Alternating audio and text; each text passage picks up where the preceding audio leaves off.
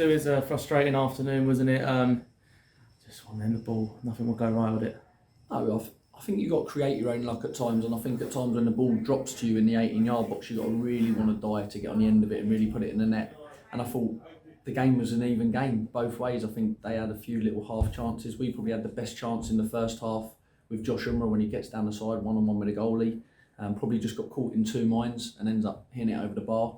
And then we give away a silly penalty. And you just can't do it. That's the frustrating thing for me, in the sense that the lads have worked so hard again, and it's a narrow loss to a team that's in the playoffs. And it shows how far we've come from last season. We were getting dicked by these teams, and not even teams as good as this we were. So we've come far as a team and a club, but it is frustrating. You know, you come away and it's a narrow loss to Halifax, who are a good team. They're a really good team. We've got a lot of respect for their manager, Pete. He's a good manager. He's got his team set up well. They're very hard to play against. They move the ball fast in the final third.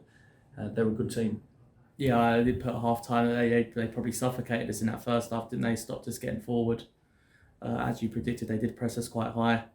How do you feel the side dealt with that? I thought we just needed to tweak it a little bit at half time, that when we were stepping in, we needed to hit a few more diags and get it in behind them. But it's hard because they're a good team. So what they do, they cut off all your passing angles. So you don't really have a passing angle. So at some point you have to risk the pass. And when you risk it, we were very sloppy today. And it just didn't happen for us. I thought we were sloppy all over the pitch.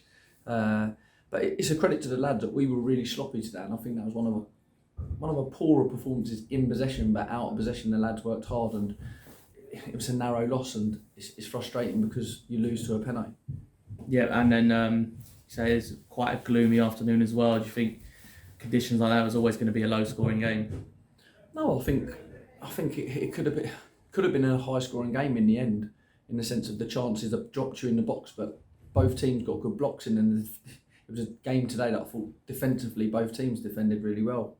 We're the team that's made the error and give the penalty away, and I think that's the only error in the game. Other than that, I thought defensively both teams defended really well. As I say, Jack Cook got man of the match, didn't he, from the sponsors, which probably is testament to how well both teams did defend. Yeah. Look, Cook has been outstanding all season. I think Sweeney was outstanding today. He's playing out of position on the right, and then when he goes on the left, he's been excellent for us. I think there's loads of players out there that have done well today. But I think generally as a team we were very sloppy today. The way we moved the ball, there was no fluency. We didn't get an overload, which we worked on all week. It just didn't happen. And sometimes you've got to give credit to the opposition that they've researched us. They played like that mid-block to try and stop us getting through the lines, and they've done it well against us. Some positives today. You managed to get some players back. Connor Stevens got some action at the end. Is that going to be the case next week in the trophy, or are you fielding your strongest side? Look, this is a competition that, for me as a management team, us as a management team, we want to go far, and it's a realistic competition that you actually can get to Wembley and win it.